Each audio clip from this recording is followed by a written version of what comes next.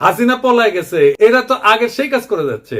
2024-এ 5ই আগস্টের পর ফ্যাসিবাদের বিরুদ্ধে কোনো কাজ করেছে এরা? করা লাগলো নি, করে নাই। 2025-এ পয়লা বৈশাখে তারা বলে বাঙালি জাগবেই, সবাই মিলে সুন্দর দিন কাটানোর সময় ফিরবেই, মানে এখন নাই, সার্থক হবেই মানুষ দেশ, এই পৃথিবীকে ভালোবেসে চলবার মন্ত্র, মানে সময়টা চলে গেছে, আবার আপাসট করে ফিরে আসবে।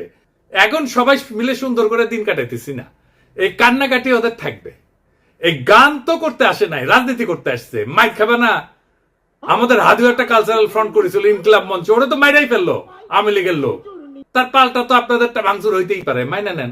আওয়ামী লীগ তো এতদিন একটা ভাব নিছে কি, গিলে করা পাঞ্জাবি পরবে, একটা পাশে চটি ব্যাগ থাকবে, সিথি করে চুল আঁচড়াবে, হ্যাঁ, এরপরে একটু একটু রবীন্দ্রনাথ করবে, শান্তিনিকেতনী ভাষায় বলবে, অশুদ্ধ অশ্লীল একদমই বলা যাবে না। এই করে করে করে করে আসাদুজ্জামান নূর শুধু গণহত্যাই করবে না, তার গাড়ি বহরে যারা হামলা করছে তাদেরকে গুম করছে, খুন করছে। এই যে ছায়ানটি, এই যে উদিচি, এই পুরো গ্রুপটা তাদের প্রোডাক্ট করা। এই যে হুমায়ুন আহমেদের সাহেবের যে নাটক করতো আমির খসরু, কি জানি খসরু, ভুলে গেছি, স্বাধীন খসরু, ভাবেন 54 বছর বয়স এই স্টুপিডটার। মানে আওয়ামী লীগ যে কত বড় স্টুপিড হইতে পারে, ওদের সব গেছে।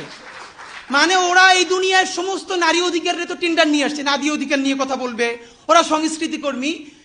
এই যে একজন মহিলা উপদেষ্টা, তার ছবিটা পিছনে রাইখা যেই ভাষায় যা বলতেছে, এইটা তো ছাপরি বললেও হয় না, এটা দুনিয়া কোথাও নাই, এটা কোনো ক্লাসই নাই। মূলত আওয়ামী লীগ এই ক্লাসেই বিলং করে।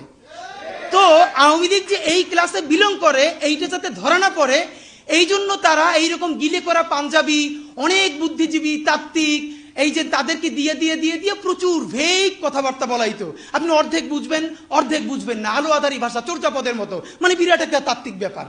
এই বলে বলে তারা বাঙালি জাতীয়তাবাদের নামে বাংলাদেশকে টুঙ্গিপাড়ার কলোনি বানাইছিল।